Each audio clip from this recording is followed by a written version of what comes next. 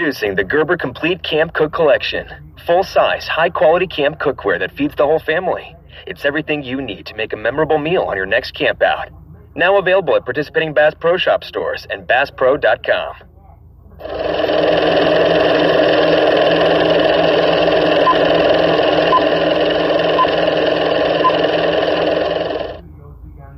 Hello and welcome to the Film Jerk Podcast. I am your host, Edward Havens. Today we are going to be starting a 3-part miniseries on one of the bigger independent distributors of the mid-1980s. We're talking about Empire Pictures.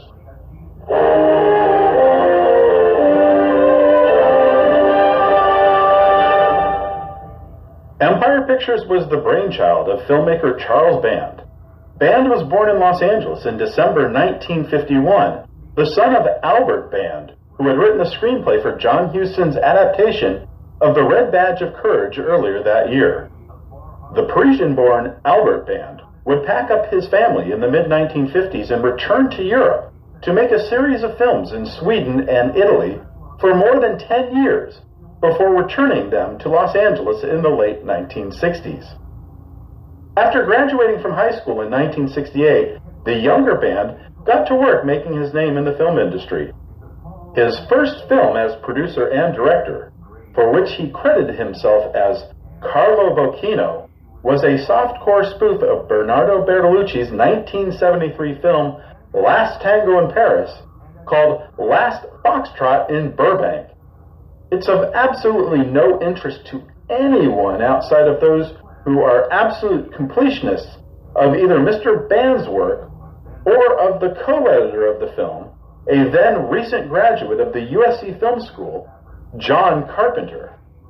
But because he did not give himself proper credit for this rather lousy film, Band likes to claim his first credit as producer was on the 1975 film Mansion of the Doomed, a not very good horror film featuring one-time movie stars Richard Basehart and Gloria Graham, as well as Lance Henriksen and Vic Tayback, which was followed by his second directing effort, 1977's Crash, which starred Jose Ferrer, Lolita's Sue Lyon, and the legendary John Carradine, and a producer's credit on the 1977 softcore musical Cinderella. Band's first big success would be in the burgeoning home video market, when he created the company that would soon be known as Media Home Entertainment in 1978, who would release movies such as John Carpenter's Halloween on VHS and Betamax. In 1978, he also produced the sci-fi horror film Laser Blast, which is best remembered today from its 1996 appearance as the 7th season finale episode of MST3K, the final original episode to be broadcast on Comedy Central before the move to the Sci-Fi Channel. Band would strike gold again in 1981 when he formed Wizard Home Video, which would be the first company to bring the Texas Chainsaw Massacre, I Spit on Your Grave, Lucio Fulci's Zombie, and a number of obscure European horror films to the American home video market. Wizard would also be one of the first companies to adapt movies like Halloween and the Texas Chainsaw Massacre to the Atari 2600 video game console. Band seemingly had his finger on the pulse of where motion picture entertainment was going, and after seeing how well the 1981 3D film Comin' At Ya was performing, he rushed to make his next film, Parasite, a 3D movie. The film would feature Demi Moore in her first major role, and would be a moderate success in the spring of 1982, before the glut of very bad 3D movies hit theaters in the following 12 months, to effectively kill the gimmick for another 20 years. But while Parasite was a decent moneymaker for Embassy Pictures, Band did not receive as much of the cut of the box office receipts as he would have preferred. And he would see foreign film reps take his other films to markets like AFM, Cannes, and MyFed, and make huge commissions on the films he wrote, financed, produced, and/or directed. So in early 1983, after directing another 3D movie, Metal Storm, The Destruction of Jared Sin, Charles Band decided to form his own independent production and distribution company, which he called Empire Entertainment. What Band would be doing is what companies like Cannon Films and Troma Films had been doing for years. Come up with an idea, assign a writer and producer and sometimes a director to the project, have the art department come up with some kind of conceptual artwork that could be put on a poster or in an ad, and then try to pre-sell that idea to foreign distributors. If he could get enough foreign companies to guarantee money for the film once it was completed, he could go to a financier and use the guarantees to get the money to go make the movie. If one was a good enough salesperson, one could conceivably make a profit on a film before ever shooting a frame of film by selling individual territory rights for more than what you expect to spend while making the movie.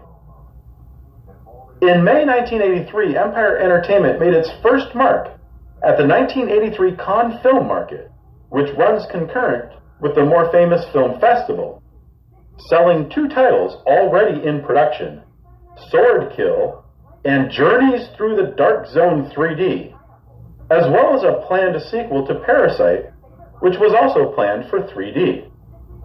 Parasite 2 in 3D was never made, but the other two films would be amongst Empire Entertainment's first American theatrical releases through their distribution arm, Empire Pictures. Now, remember, box office numbers weren't as easily available in the 1980s as they are today, and even the most popular box office tracking websites have huge holes in their databases for this time frame. I will do my best to give you those numbers when they are available, but for many of these films, I may be only able to give rounded estimates at best. I'm also only going to be covering the first 3.5 years of theatrical releases of Empire Pictures with this episode, because to also try to fit in the latter 2 years would stretch the episode to its breaking point. So we'll get to those on the next episode. The first movie Empire Pictures would release into theaters was The Dungeon Master, which I mentioned a moment ago as one of the first films Empire Entertainment sold at the 1983 Cannes Film Market under the title Journeys Through the Dark Side 3D. But since 3D was dead by the end of 1983, thanks to Jaws 3D and Friday the 13th Part 3 in 3D and The Man Who Wasn't There 3D and Metal Storm 3D, well, the movie would only use one of the camera images and be exhibited only in 2D. An attempt to mash up Dungeons & Dragons with Tron, The Dungeon Master was an anthology movie about a young computer programmer who was transported to a nightmarish hellscape by a demonic sorcerer who wishes to fight the programmer for the hand of his girlfriend. The trick on this film is that each of the 7 sequences was written and directed by a different team. Jeffrey Byron, who starred in the band-directed Metal Storm, is the programmer and the unifying part of each storyline. But imagine how crazy the film is that it's only 73 minutes long, but it has 7 separate sequences. Now, most sources will tell you that the movie opened in February of 1985, but the film would actually open first in Salt Lake City on August 24th, 1984, and would play in additional smaller markets before opening on 57 screens in the greater Los Angeles area on February 1st, 1985. In a full-page ad in the March 6th, 1985 issue of Variety, part of a 13-page spread tied into the about-to-start American film market, it is noted that The Dungeon Master had already grossed $3.29 million, while only having played in 34% of the American theatrical markets. I should also note that because of the similarities between the film and the popular RPG game, ads for The Dungeon Master were forced to say, quote, "This motion picture is not related in any manner to the TSR Incorporated game entitled Dungeons & Dragons, or any characters contained within." You can see a copy of the ad on this podcast page at filmdrick.com, as well as other Empire Pictures materials related to the films we're discussing on this episode. Empire would next distribute, but not produce, the Robert Forster-led crime action film Walking the Edge, which would have a regional release in the southern United States on January 11th, 1985. Forster plays a cab driver in Los Angeles who helps a recent widow, played by Nancy Kwan, to take revenge on the gang led by the legendary Joe Spinell, who killed her husband and son. Michael Wilmington would begin his review in the Los Angeles Times for Luca Berkovici's Ghoulies, which opened in 61 theaters in the Los Angeles region on January 18, 1985, as such. Quote, "The advertising graphics for Ghoulies shows a repulsive little monster with a gapped-fanged grin rising from the toilet. For once, the ads brilliantly capture a movie's essence. The toilet is exactly where the Ghoulies belong." And he's not wrong. Ghoulies was a massive turd, with, outside of a few sight gags featuring the creatures, including the aforementioned toilet gag, has no redeeming qualities whatsoever. The film stars Peter Liepis as a college student who, after discovering his late father's occult paraphernalia, accidentally calls up the titular characters. The film would also be the movie debut of future Law & Order SVU star Mariska Hargitay. But that ad, along with the tagline, "They'll get you in the end," is exactly what got me and my buddies excited to see the movie. That ad, featuring one of the makeup effect artist John Carl Buechler's puppet creatures, helped propel the film to a more than $7.1 million gross from only 350 theaters in a mere 4 weeks, according to that same March 1985 Variety ad as The Dungeon Master, which went to print before it opened in 99 theaters in New York City on March 1st. The film was successful enough to spawn 3 sequels between 1987 and 1994. And while a lot of people think Ghoulies is a quickie knockoff of Gremlins, Ghoulies would start production in January 1984 after 5 months of pre-production, around the same time that Gremlins was also in production. The second half of May 1984 would see 2 movies directed by Charles Band to get released in a 9-day period. The first, Trancers, would start its regional release on Wednesday, May 22nd. Like Ghoulies, Trancers seemed like it was a quickie knockoff to another recent hit film. See if this sounds familiar. A police detective from the 23rd century travels back to the 1980s to bring his old nemesis to justice. But like how Ghoulies was in production around the same time as Gremlins, Trancers was in production at the same time as James Cameron's The Terminator, and was first released in the United Kingdom just 2 weeks after The Terminator had been released in America. Comedic actor Tim Thomerson would star as Jack Death, the cop from the future. But instead of having to get naked in order to travel through time, Jack and his nemesis are able to travel back in time by injecting themselves with a drug that allows them to take over the body and consciousness of one of their ancestors.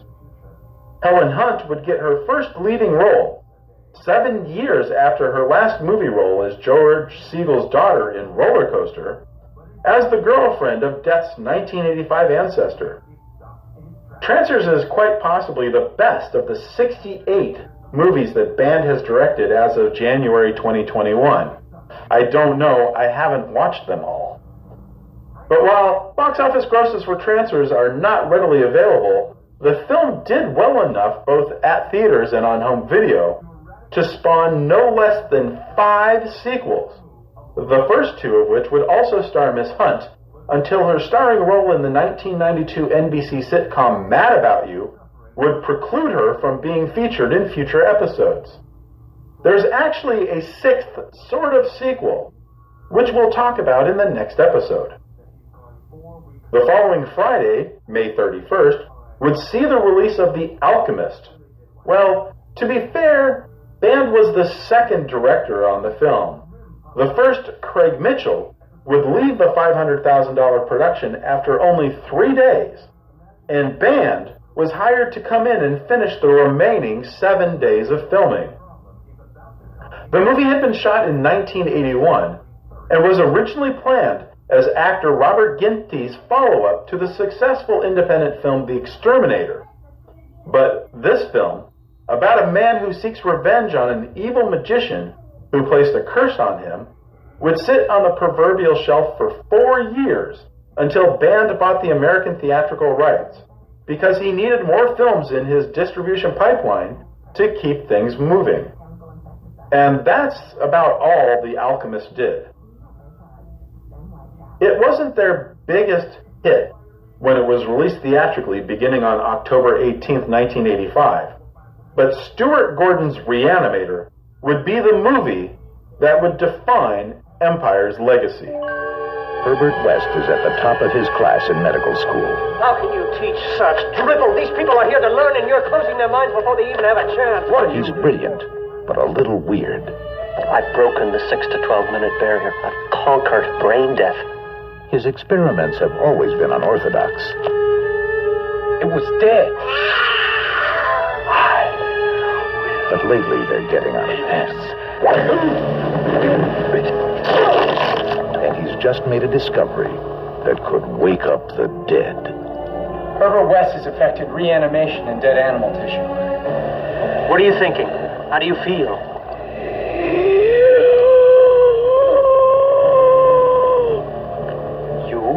15 cc's of reagent being administered. Once you wake up the dead, you've got a real mess on your hands.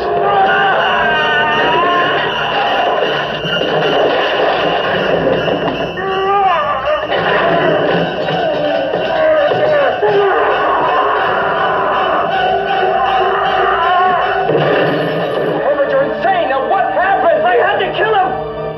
He's dead? Not anymore.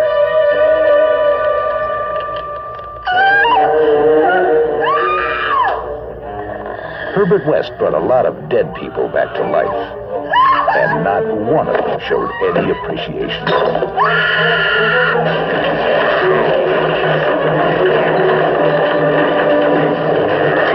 H.P. Lovecraft's classic tale of horror, Reanimator. Mr. West. You'll never get credit for my discovery. Who's going to believe a talking head? Get a job in a sideshow. It will scare you to pieces.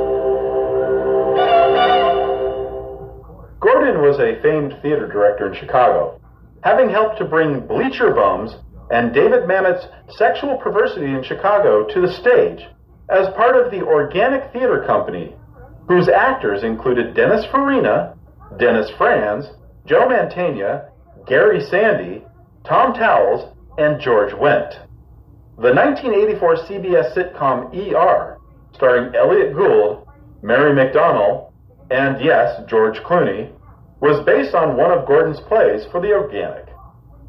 Gordon would move from Chicago to Los Angeles in the early 1980s in order to break into Hollywood. And one of the ideas he would bring with him was the idea of turning H.P. Lovecraft's 1922 serialized story, Herbert West Reanimator, into a half-hour television show. Gordon, with his Organic writers Dennis Paoli and William Norris, were planning on keeping the story's original setting at the turn of the century, but realized that it would make the pilot and any possible series that might come from it too expensive to produce. They would rework the story to take place in modern-day Chicago and would write an entire 13-episode season worth of scripts. With the assistance of would-be producer Brian Usna, Gordon and his team would whittle the story down to just the first 2 parts of Lovecraft's original story, and would make a distribution deal with Band in return for post-production services. Production on the $900,000 film would begin on November 28, 1984 in Los Angeles, and would continue through the first week of 1985. Jeffrey Combs stars as Herbert West, a young medical student who must change schools from Switzerland to Massachusetts after he brings his dead professor back to life. He continues to work on his reanimating reagent in his basement laboratory with horrifying consequences. The film also stars Bruce Abbott, Barbara Crampton, and David Gale. One special effects artist on the film would note in an interview for the film that it was the bloodiest movie he had yet worked on, as director Gordon used 12 times the amount of fake blood on set as would usually be used on a movie. The gory footage would scare audiences wherever the film played, and Empire Pictures decided to forego getting the film rated by the MPAA for fear of getting an X rating. This decision, while keeping Gordon's vision of the film intact, would limit the number of theaters the film would play in and the number of newspapers that would accept advertising for non-rated films. The film would make its world premiere at the 1985 Cannes Film Festival and Market, where it would receive an unusual amount of favorable reviews for a horror film, and it would receive its first public screening at the Royal Theater in San Francisco, beginning a 4-week exclusive run on August 30th, before opening in 129 theaters on October 18th. While the film would open in 14th place with nearly $544,000 in ticket sales, its per-screen average of $4,214 would be the highest of any film in the top 15. In its second week, the film would add another 56 screens, and its gross would increase to $620,000. But in week 3, most horror audiences would move on to the much-anticipated sequel to A Nightmare on Elm Street, and Reanimator would lose more than half its previous week audience. Empire would stop tracking the film a couple weeks later, with just over $2 million in ticket sales. Not a huge success, but considering Empire was unable to do any television advertising on the film due to the lack of a rating, the film would eke out a modest profit. There would be 2 sequels for the film, in 1990 and in 2003, both featuring Combs as Herbert West, but neither Stuart Gordon nor Empire would have any involvement in them. One thing Charles Band did very well with Empire was establish a small inner circle of writers, producers, directors, and actors whom he would work with over and over again. Ted Nicolau was one of those who would benefit from his working relationship with Band. After making his directorial debut on one of the segments of The Dungeon Master, Nicolau would be tasked with taking the footage from 2 Italian exploitation movies from 1980, Hotel Paradise and Escape from Hell, and editing them together, as well as shooting 10 minutes of new footage featuring Exorcist star Linda Blair and comic magician Penn Jillette in his film debut, to try and make sense of it all. The film would arrive in limited release on September 27th, but it didn't work very well. Nicolau would be rewarded for his efforts, though, by making more than 30 more films for Band over the next 35 years. 2 other people who would benefit from their working relationship with Charles Band were the writing team of Danny Bilson and Paul DeMeo. After their screenplay for Trancers was produced and directed by Band, the pair would be given the green light to make their next screenplay, Zone Troopers, with Bilson as director and DeMeo as producer. Trancers star Tim Thomerson stars as the leader of an American patrol in Italy during World War II who discover an alien spaceship that has crash-landed in the woods and decide to assist the aliens in recovering one of the survivors of the crash, who is being tested on by nearby Nazis. Art LaFleur, Biff Menard, and Timothy Van Patten round out the patrol team. Bilson and DeMeo would continue working with Band for several more years before going on to create the 1990 television version of The Flash and writing the screenplay for the 1991 adaptation of Dave Stevens' The Rocketeer. DeMeo would pass away in 2018, while Bilson works as the director of USC Games, a joint education program managed by the school's School of Cinematic Arts and School of Engineering. Their most recently produced screenplay, written in 2013, was sold to Netflix and Spike Lee just after DeMeo's passing. The resulting film, Da 5 Bloods, could earn the pair their first ever Oscar nominations. The Italian horror adventure film Chiave Bianche, Violencia in Amazonia, would get picked up by Empire Films, given an English dub soundtrack, and released in regional American markets as White Slave beginning on October 2nd. You might know it better under the title it was released under when it came out on home video and on cable, Cannibal Holocaust 2, although it has nothing to do with the infamous 1980 film. Nor should it be confused with the 1988 movie The Green Inferno, which would also be titled Cannibal Holocaust 2 when it was released on home video and cable. Yet another person who would benefit from working with Charles Band was John Carl Buechler. Buechler would get his start doing makeup work for Roger Corman's New World Pictures in the 1970s. Buechler would jump ship to work with Band on the promise that he could open his own effects outfit, which Buechler would call Mechanical and Makeup Imageries, could work on projects outside of Empire, and would be able to make his own films. As a sign of good faith, Band would give Buechler not only the makeup and effects work on The Dungeon Master, but allowed him to direct one of the segments. After creating The Ghoulies and a number of the makeup effects for Reanimator, Buechler was given the go-ahead to direct his first full-length feature film in 1985, the fantasy comedy horror film Troll. Michael Moriarty and Shelley Hack play Harry and Ann Potter, a couple who move their family to San Francisco, where a troll who lives in the laundry room uses his magic ring to possess the Potter's young daughter Wendy Ann and starts to turn the apartments into forests and its residents into fairy tale creatures. The film features one of the more interesting casts we'll feature on this show, including the Never-Ending Story's Noah Hathaway, Sonny Bono, Gary Sandy from WKRP in Cincinnati, Lost in Space's June Lockhart, and two recent performers from Saturday Night Live, Brad Hall and Julia Louis-Dreyfus. When you watch the movie, it's hard to imagine all of it cost only $1 million to make. And audiences would embrace the film at least for 1 week. When it opened on 959 screens on January 19, 1986, the film would gross more than $2.5 million. But in that second week, despite only one new opener, the rather flaccid sex comedy My Chauffeur, Troll would lose more than 56% of its audience, and would end its theatrical run several weeks later with $5.45 million in ticket sales.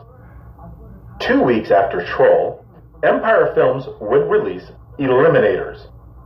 A downed pilot is resurrected by a pair of time-traveling scientists who turn him into a half-man, half-android, and then abandon their little science experiment after a series of tests. Rather unhappy at the possibility of dying again, the man-droid rebels against his creators, teaming up with the sexy scientist responsible for his android technology, her pet robot, a rough-and-tumble riverboat guide, and a martial arts warrior. Together, they are the Eliminators. Eliminators was another screenplay from the writing team of Danny Bilson and Paul DeMeo, and would feature Andrew Prine, Denise Crosby, Patrick Reynolds, and Conan Lee as the Eliminators. At a cost of nearly $2 million, Eliminators would be Empire's most expensive film to date. But when it opened on 993 screens on January 31st, it would end up grossing only $1.98 million. And like Troll, it would lose more than 55% of its audience in the second week. It would be gone from theaters a few weeks later, with a final gross of only $4.6 million. 5 months after White Slave, Ted Nicolau would be back, this time with his first actual movie, Terror Vision. The horror comedy film featured Garrett Graham, Mary Woronov, Diane Franklin, and Chad Allen as your average, ordinary American family, whose new satellite TV system starts receiving signals from another planet. and becomes the passageway to an alien world. Like many Empire films, the best thing about the film is its poster. A single eyeball staring out from the center of a satellite dish, which is hooked up to every house in the neighborhood. And the tagline, "People of Earth, your planet is about to be destroyed. We're terribly sorry for the inconvenience." The film would open in 256 theaters on Valentine's Day and grossed an anemic $320,000. And Empire would stop tracking the film after those first 3 days. And the reviews were horrible. Janet Maslin of the New York Times hated it. Patrick Goldstein of the Los Angeles Times hated it, as did the reviewers for the Chicago Tribune and Variety. And to this day, TerrorVision still holds a 0% rating on Rotten Tomatoes. Today, we know Clive Barker as one of the best and brightest minds in horror cinema, thanks to movies like Hellraiser and Candyman. But in 1984, he was still a little-known British horror writer trying to make a name for himself. He would write the screenplays for 2 films based on his short fiction work, the first being Underworld.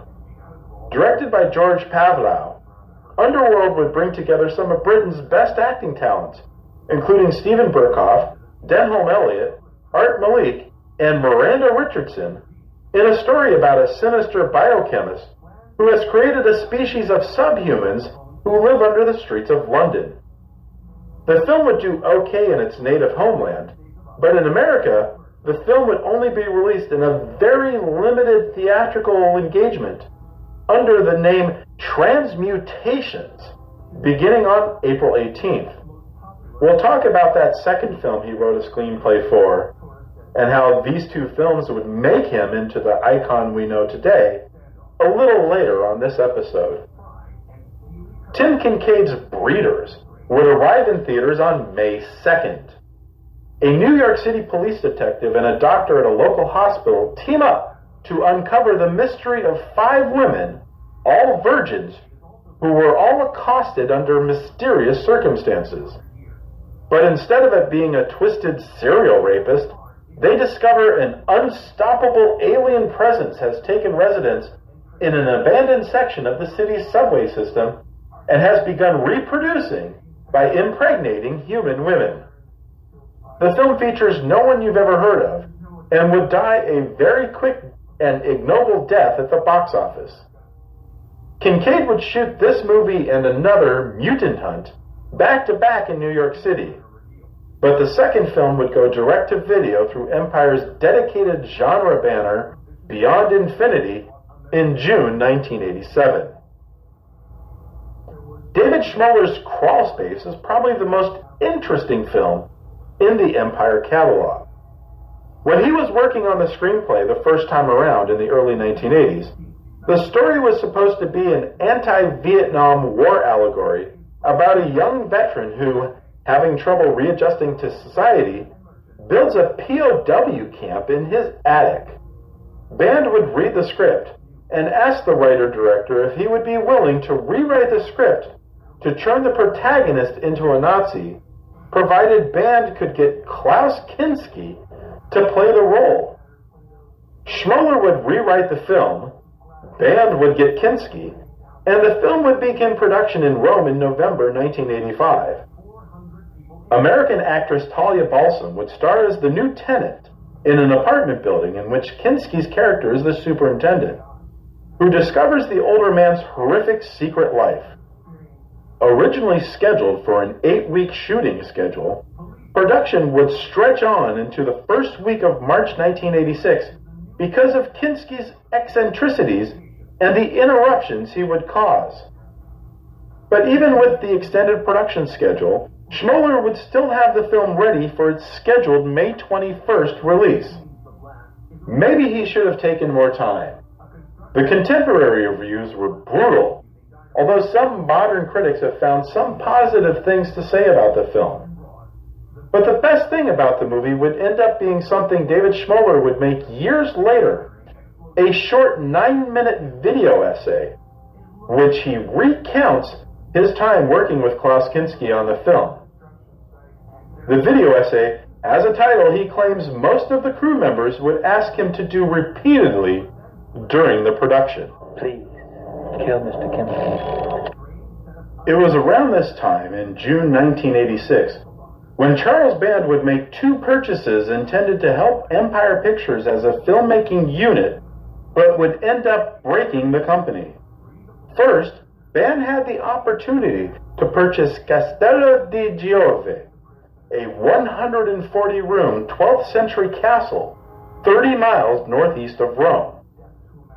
And then Band had the opportunity to purchase the Deno de Laurentiis Cinematografica, a mostly functional studio just southeast of Rome, where the famed Italian producer would shoot a number of his biggest productions in the 1960s, but had sat mostly unused for more than a decade.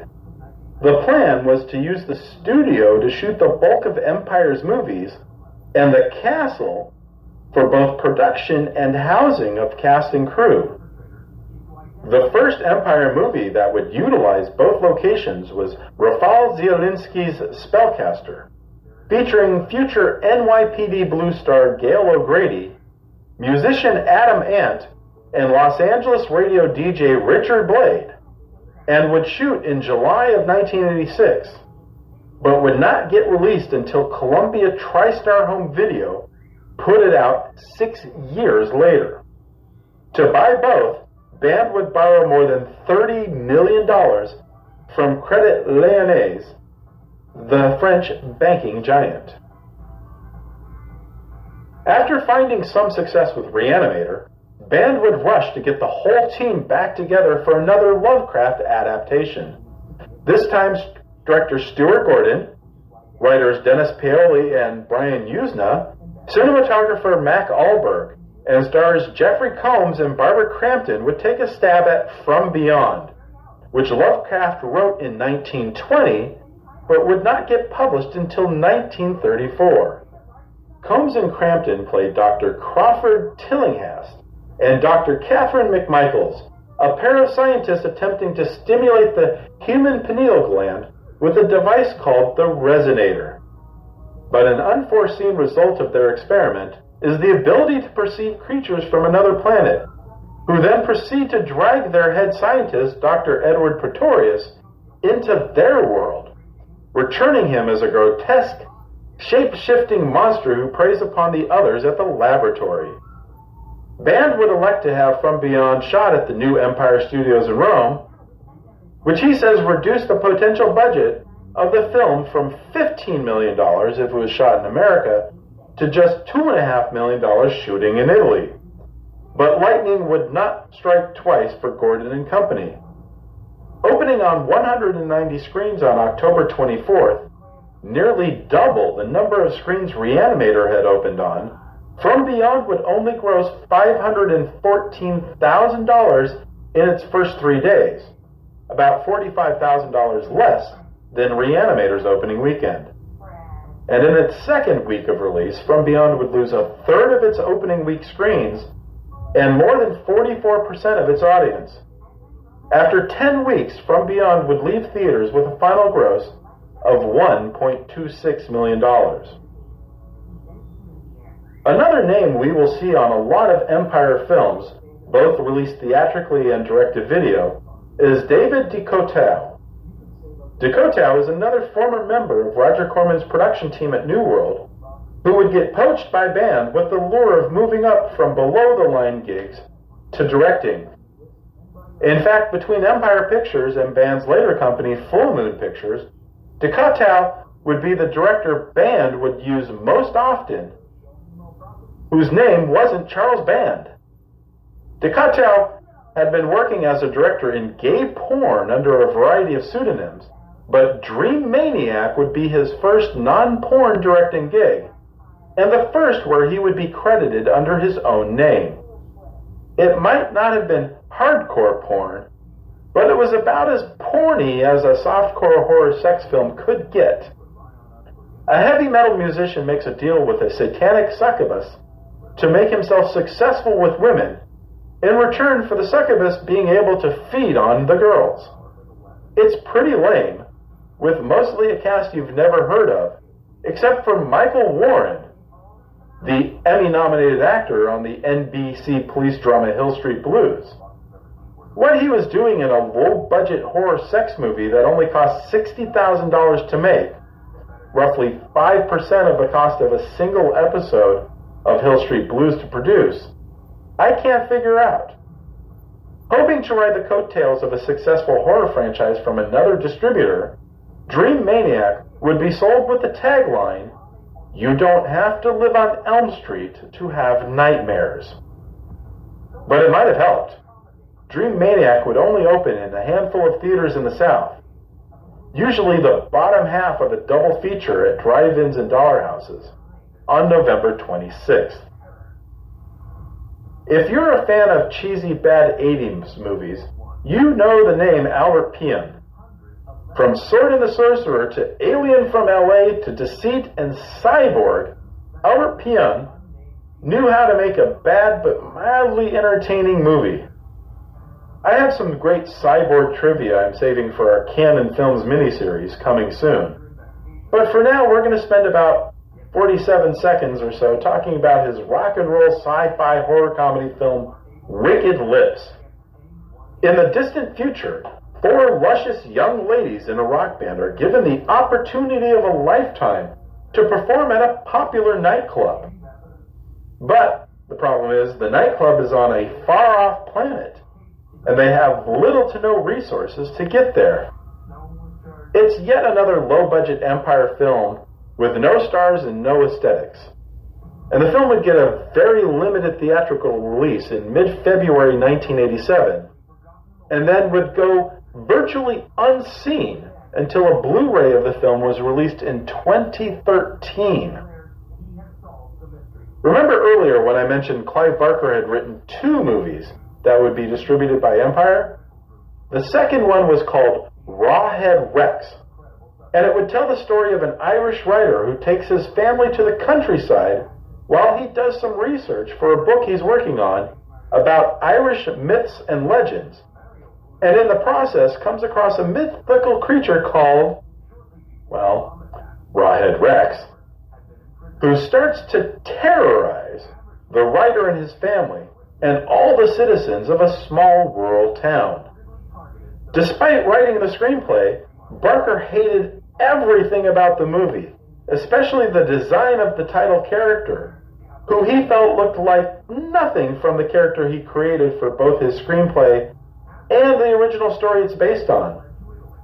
In fact, Barker was so pissed off that he would direct the next screen adaptation of one of his stories himself, and he would make sure the creatures were exactly the way he expected them to be. That film would be known during production as Sadomasochists from Beyond the Grave, but you know it better as Hellraiser.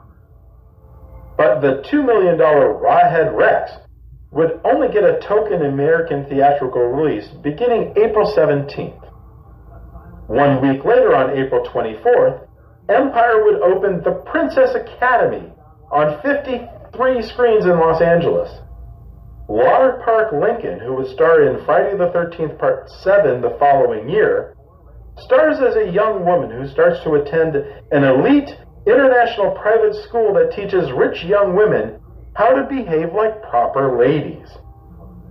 Ava Gabor from Green Acres plays the school's owner, and Lou Leonard, the strict, snobbish, and brutish head teacher, Fraulein Stinkenschmidt. Regularly called, quote, Porkies for Girls, unquote, audiences stayed away in droves. After a few other regional openings during late spring, the Princess Academy would only gross $205,000. And 1 week after that, on May 1st, Empire would unleash Gorman Bickard's Psychos in Love on an unsuspecting world. A strip joint owner and a manicurist find that they have many things in common, including that they are both psychotic serial killers. But can their love survive when they meet a plumber who happens to be a cannibal? If torture porn like Saw, Hostel, and the Human Centipede are your thing, then you'll love Psychos in Love. For me, the only thing memorable about the movie is, once again, its poster, which features a man and a woman kissing for the first time as husband and wife, as he stabs the maid of honor in the heart with a knife, and she shoves a chainsaw into the face of the best man. I can't deny, it is effective advertising. Empire would open 2 movies on May 22nd in opposite regions of the United States. The first, Peter Manoogian's Enemy Territory, would feature Ghostbusters singer Ray Parker Jr. in a rare acting role, alongside Jan Michael Vincent and Gary Frank. The residents of a New York City housing project live in fear of the Vampires, a brutish gang who controls the building. Tony Todd, Stacey Dash, and Kadeem Hardison would get early pre-stardom roles in the film. The movie would open in 67 theaters in the greater New York City tri-state area, and would continue playing throughout the summer and early fall, finishing with a small 3-theater run in Portland, Oregon on October 30th. The other film would be Stuart Gordon's 3rd film for Empire, a much different affair than Reanimator or From Beyond.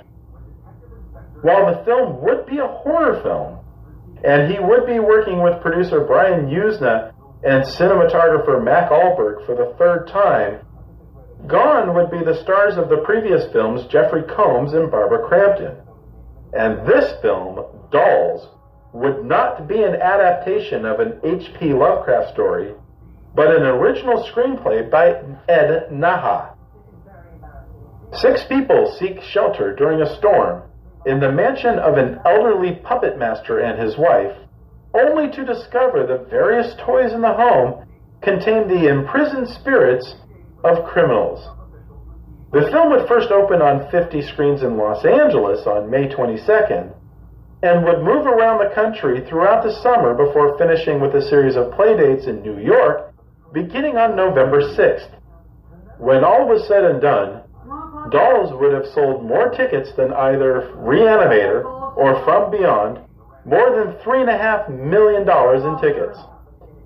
And the film would be an important film for its writer, producer, and director, for it was during breaks in filming at Empire Studios in Rome that Gordon, Yuzna, and Naha would come up with the idea for a kid-friendly horror film called Teeny Weenies.